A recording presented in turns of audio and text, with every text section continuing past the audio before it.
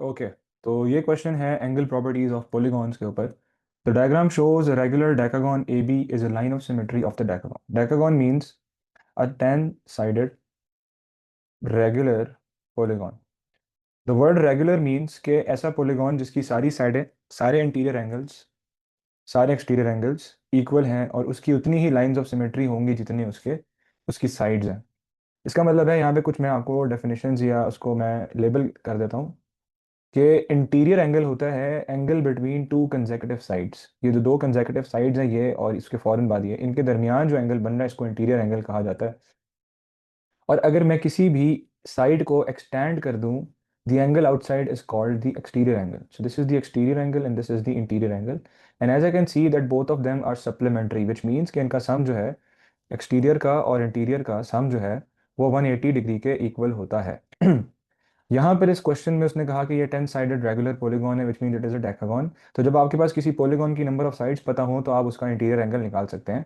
And the formula for that is sum of interior angles is n-2 times 180। इसमें n is the number of sides, so in this case 10 sides हैं, 10-2 times 180, तो this becomes 8 times 180। तो ये हो जाएगा 800 plus 640, तो आपका answer आ जाएगा 1440 degrees. So this is the sum of all the 10 angles. तो अगर ये सम है 10 एंगल्स का, डेकागन है, तो फिर एक इंटीरियर एंगल किसके इक्वल होगा? तो आप उसको डिवाइड कर देंगे n के साथ, नंबर ऑफ साइड्स के साथ। अगर आपके पास किसी भी पॉलीगॉन का sum of all the angles आ गया and you have to find out one interior angle, so you divided by the number of sides, तो आपके पास एक एंगल आ जाएगा interior angle and that would be 144 degrees, which means that this interior angle is equal to 144, and I can also tell that the exterior angle is equal to 36 because इनका सम 180 होना चाहिए। अच्छा, अब दूसरी चीज d फाइंड आउट करना है और ये इसकी लाइन ऑफ सिमेट्री है। लाइन ऑफ सिमेट्री का मतलब है एग्जैक्टली हाफ वे कट कर रही है, तो ये एंगल भी d के इक्वल ही होगा। अब ये देखो, आपकी ये पूरा जो एंगल है, this is the angle between two consecutive sides, hence this is an interior angle which is 144, जो अभी हमने फाइंड आउट किया। तो d जो है वो उसका हाफ है, तो 144 का हाफ कर देंगे आप, 144 का हाफ, तो आपको d मिल जाएगा, that will be equal to 72 degrees. आगे उसने कहा the exterior angle of another regular polygon which has n number of sides is 45 degrees. तो अब यहाँ पर आप एक और फॉर्मूला लिखें कि sum of all exterior angles of any polygon, any regular polygon is always 360 degrees. चाहे जो मर्जी हो, उसके जो एक्सटीरियर एंगल्स का सम है वो 360 होगा। तो फिर एक एक्सटीरियर एंगल जो है उसका क्या फॉर्मूला बन जाएगा? तो जैसे ईच इंटीरियर एंगल के लिए हम सम वाले फॉर्मूले को n से डिवाइड करते हैं, तो एक्सटीरियर एंगल का जो सम है वो फिक्स्ड है 360, तो उसको n से डिवाइड करने से आपको एक एक्सटीरियर एंगल मिल जाएगा। तो यहाँ पर आपको एक्सटीरियर एंगल ऑलरेडी गिवन है, तो मैं उसका फॉर्मूला लिखूंगा 360 over n is equal to 45। 45 इधर आ जाएगा, n ऊपर चला जाएगा, so 360 divided by 45 will give you the number of sides, and that would be 9 times 5, 9 times 4 is 36 and 0, and 5 times 8 is 40, so the number of sides of that exterior that regular polygon is 8. Okay, so we have a question. Diagram shows a prism of length 15. The cross section of the prism का सवाल आपके सामने है, जिसमें आपने angle find out करना है diagonal A जी जो बना रहा है base A B F E के साथ। ये भी इसी का ही सवाल है, बेस वाला, लेकिन थोड़ा सा टेक्निकल क्वेश्चन है। जो प्रीवियस आप क्वेश्चंस करते रहे उसमें पिरामिड्स हैं, क्यूब्स और क्यूबॉइड्स हैं, ट्रेपीजियम कभी भी नहीं आया। इस केस में वो आपसे कह रहा है find out the angle between the diagonal A G and the base of the trapezium A B F E, यानी कि आपने यहाँ से यहाँ तक वाला एंगल फाइंड आउट करना है।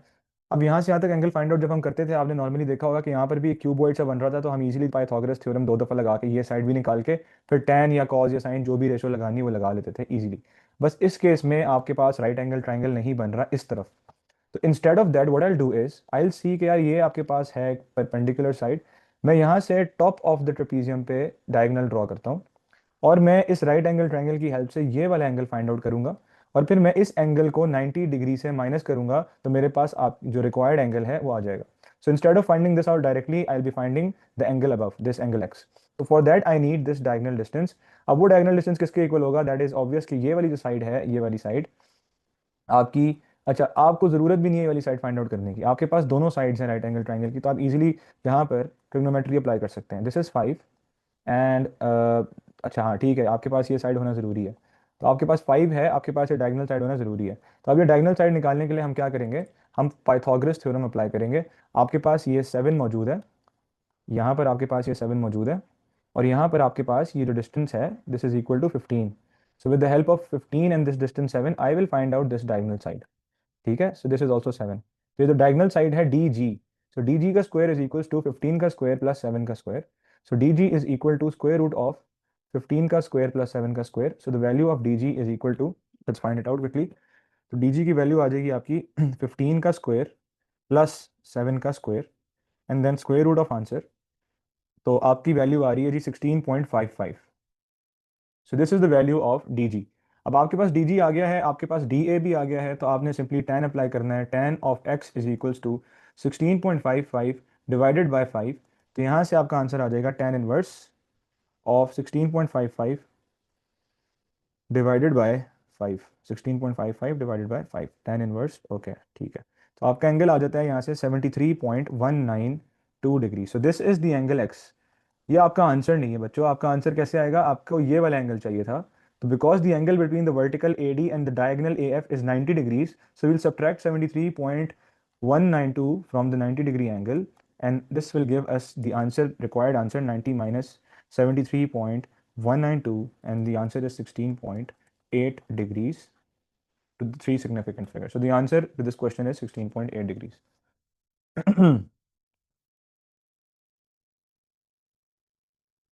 अच्छा, यहाँ पर हमारे पास एक और सवाल है, ट्रिग्नोमेट्री से रेलेवेंट है, एंगल ऑफ एलिवेशन का क्वेश्चन है। पहले भी ऐसा सवाल हमने किया था लेकिन वो थोड़ा और कॉम्प्लिकेटेड था, this is a bit easier.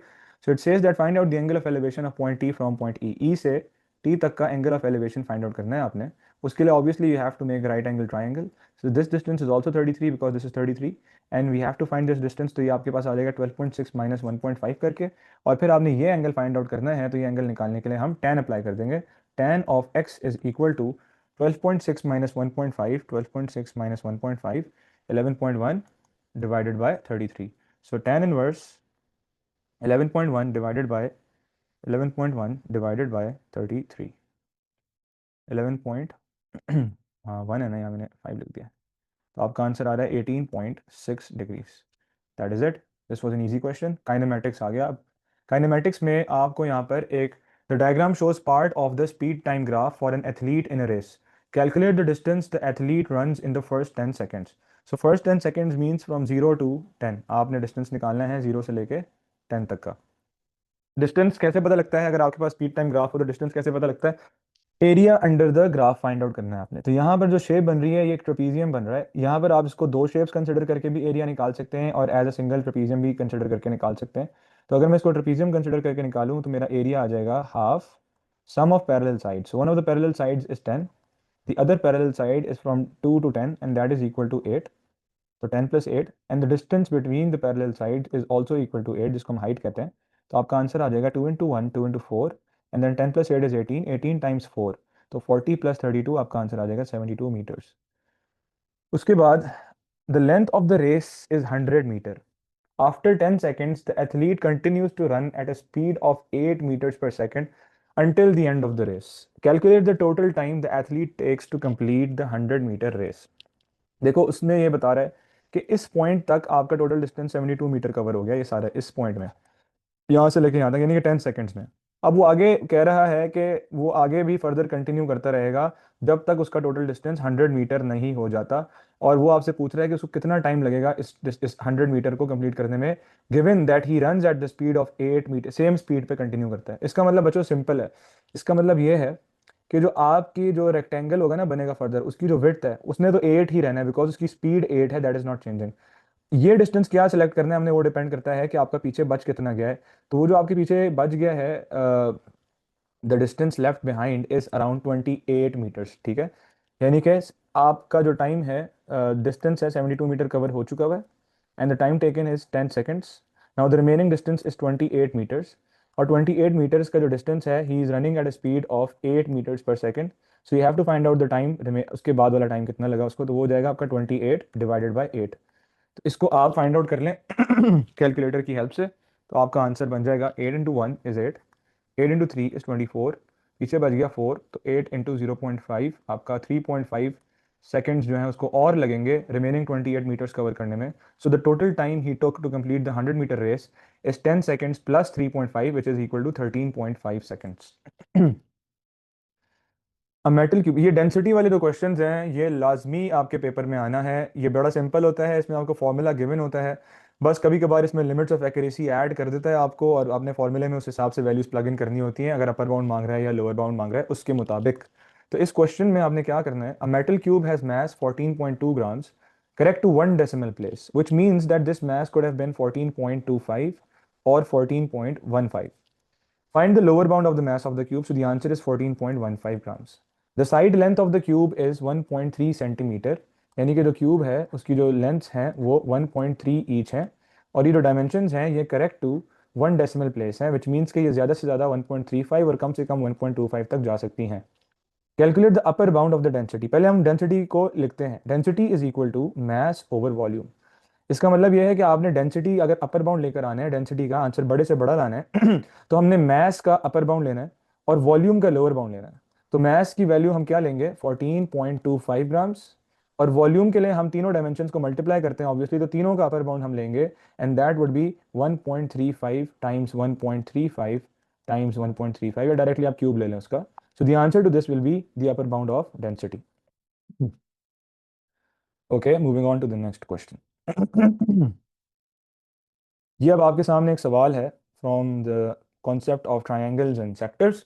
The diagram shows an equilateral triangle ABC with all sides of length 12 centimetre. तो ये एक इक्विलेटरल ट्राइंगल है और इसकी सारी साइडें 12 सेंटीमीटर ईच हैं। उसके बाद आगे उसने बताया, यहाँ पे हम लेबल भी कर लेते हैं कि ये भी 12 के इक्वल है और ये साइड भी बच्चों 12 के इक्वल है। उसने आगे बताया कि A N lies on A C line such that A N ratio N C is 2:1। तो इसको दो हिस्से मिले हैं, इसको एक हिस्सा मिला हुआ है, और A P ratio P B भी 2:1, इसको दो हिस्से, इसको एक, यानी कि अगर मैं इस 12 वाली लाइन का के तीन हिस्से करता हूँ, थ्री पोर्शंस, तो that means 12 divided by 3 means के each portion is of 4 cm। तो अगर ए से लेके एन तक को दो पोर्शंस मिले हैं then that would be equal to 8 centimetres और एन से सी तक कोई हिस्सा मिला है तो that would be equal to 4 cm। ये 8 है, ये 4 है। सिमिलरली ये भी 8 है और ये भी 4 है। आगे चलते हैं, calculate the area of the shaded region. So find to find out the area of the shaded region we have to find out the area of the triangle first half. A is 12, B is also 12. An angle would be, because it is an equilateral triangle, then the angle would be equal to 60 degrees. ये आपके पास आ जाएगा area of the triangle minus area of the sector, and that would be theta over 360 times pi times radius का square, and radius क्या है इसका, radius है 8, क्योंकि sector जो है वो आपका यहाँ से लेके यहाँ तक है बस, तो इसका radius किसके इक्वल था 8। इसको अब आप सॉल्व कर लेंगे कैलकुलेटर से तो आपका आंसर आ जाएगा। अच्छा जी,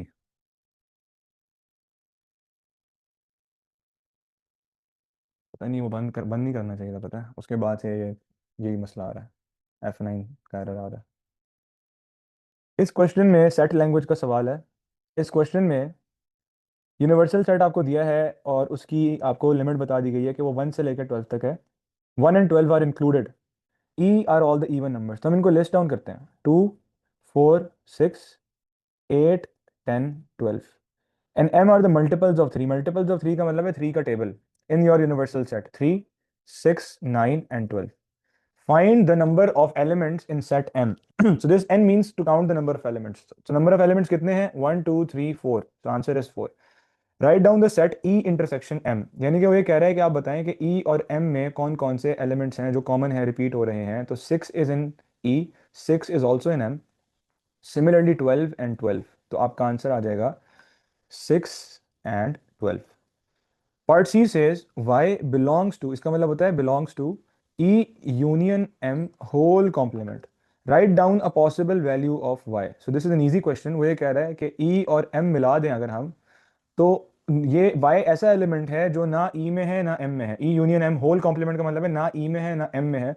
तो वो देखने से मुझे नजर आ रहा है कि वो नंबर आप 1 भी लिख सकते हैं, वो आप 11 भी लिख सकते हैं, वो आप 7 भी लिख सकते हैं, उसमें आप 5 भी लिख सकते हैं। तो any possible value of y, so I can write down any possible value of y, so I can write down over here 1। 1 is one of the answers. Okay, sketching of the graph का question है और यहाँ पर आपके सामने एक cubic graph है। Sketch the graph of each function, show that the value, show the values where each graph intersects the Y axis. तो आपको नजर आ रहा है कि ये एक क्यूबिक ग्राफ है, एक्स क्यूब माइनस थ्री। जो आपका बेसिक क्यूबिक ग्राफ होता है y is equals to X cube का, वो अगर पॉजिटिव कोफिशिएंट है तो वो ग्राफ आपका ऐसे करके ऊपर को जाएगा, और अगर नेगेटिव कोफिशिएंट है तो ग्राफ नीचे को जाएगा। तो इस केस में आपका पॉजिटिव कोफिशिएंट है तो आपका ग्राफ ऊपर को जाना चाहिए, लेकिन इसका एक y इंटरसेप्ट b है which is -3, so the graph instead of passing from 0 it will be passing from -3, तो आपका ग्राफ इस तरह से बन जाएगा ऐसे करके। अब आपने इसका x इंटरसेप्ट भी लेवल करना है, उसने कहा है कि आपने इंटरसेप्ट, अच्छा उसने आपसे y एक्सिस की रिक्वायरमेंट मांगी, so there is no need to level the x intercept. In this part it is an exponential graph which says y is equal to 3 to the power x। तो ये exponential graph बहुत repeatedly हम discuss कर चुके हैं। 3 to the power x का मतलब ये है कि मैं अगर x की जगह पर 0 प्लग इन करूँ तो ये बन जाएगा y is equal to 3 to the power 0, y equal to 1। तो इसका y इंटरसेप्ट 1 है और ये आपका ग्राफ ऐसे करके ऊपर को जाएगा और बैक साइड से it will approach the x axis. मैं आपको यहाँ different variations with different colours draw करके दे रहा हूँ, ये नोट डाउन कर लें, ये आपके पेपर में आ सकता है। y is equal to, question अगर आता है 4 टू द पावर -x, यानी कि x के साथ नेगेटिव साइन आ गया, यहाँ नंबर आने से कोई फर्क नहीं पड़ेगा, तो फिर आपका ग्राफ जो है वो इस तरह से बनेगा और आपका जो y इंटरसेप्ट है तब भी 1 ही रहेगा इन दिस केस सिनेरियो। अगर आपकी इक्वेशन बच्चों आ जाती है y is equals to -4 to the power x, y is equals to -4 to the power x, तो जो ओरिजिनली ग्राफ बना था ना 3 की पावर x का, क्योंकि यहाँ माइनस आ गया तो एग्जैक्टली उसका ऑपोजिट ग्राफ बनेगा और आपका ग्राफ ऐसे करके जाएगा और -1 उसका y इंटरसेप्ट होगा, so this graph will look like this. और the last type of variation है कि अगर किसी भी इक्वेशन में जैसे for example y is equal to 2 की पावर x प्लस 1 आ जाता है, तो इसका मतलब ये है कि अब आपका ग्राफ जो पहले 1 से क्रॉस कर रहा था, because all of it is positive, तो बेसिक स्ट्रक्चर तो उसका यही वाला होगा, लेकिन क्योंकि इसमें +1 हो गया तो 1 के बजाय अब आपका ग्राफ 2 से कट करके ऊपर जा रहा होगा ऐसे करके। बेसिक स्ट्रक्चर उसका वही होगा, हाँ, लेकिन इसका जो अब एसिम्प्टोट है वो चेंज हो गया है, अब वो y इक्वल्स टू 1 बन चुका है। So this blue line is representing this graph. ये आप लोगों ने ध्यान से ये चारों ग्राफ्स नोट डाउन करने हैं। क्वेश्चन 15 है, the mass of a bag of potatoes is 2.5 kgs, correct to the nearest 0.1 kg. Write down the upper bound and the lower bound for the mass of a bag of potatoes. तो इसका upper bound और lower bound बताना है आपने। 2.5 kg इसका वजन है, correct to the nearest 0.1, तो 0.1 का जो हाफ है that is 0.05, so your value can go either up to 2.55 और down to 2.45। The mass of a box is 8 kgs, correct to the nearest 0.1 kg, again ये 8.5 और हाँ 0.1 kg, तो 8.05 तक जा सकता है और ये 7.95 तक जा सकता है, lowest highest. Bag of potatoes are packed into the box, calculate the upper bound for the total mass, total means add होने वाला है, of a box containing 12 bags of potatoes. तो बॉक्स का वेट लेना है हमने अपर बाउंड, क्योंकि upper bound मांगा हुआ है और टोटल है, सब कुछ ऐड हो रहा है, तो सबके अपर बाउंड्स लेंगे। तो 8.05 plus 12 times the upper bound of each bag of potato and that is 12 2.55, तो इन सबको ऐड अप करेंगे तो आपका upper bound of the final answer आ जाएगा।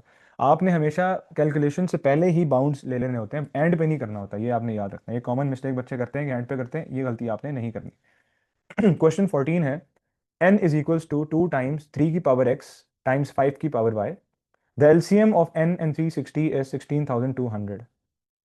the number n is 2 times 3 to the power x times 5 to the power y, और इसका और 360 का जो एलसीएम है वो है आपका 16,200।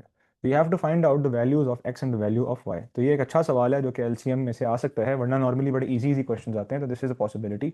सबसे पहले हम एक काम करते हैं, 16,200 की प्राइम फैक्टराइजेशन करते हैं। Let's divided by 2, that would be equal to 2 times 81 and then 2 zeros। अब 3 से करते हैं इसको, 3 times 27 and then 2 zeros। Further 3 से करते हैं 3 टाइम्स 9 एंड देन 2 zeros। फिर फर्दर 3 से करते हैं 3 times 450, oh sorry 3 times 300, 3 into 1, 3 into 100।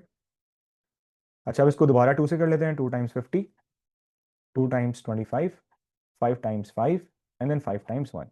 तो आपका जो आंसर है 16,200 that is equal to 2 to the power 1 2 3, 2 to the power 3 times 1 2 3 4, 3 to the power 4 times and 5 is 2 times, तो 5 का स्क्वायर।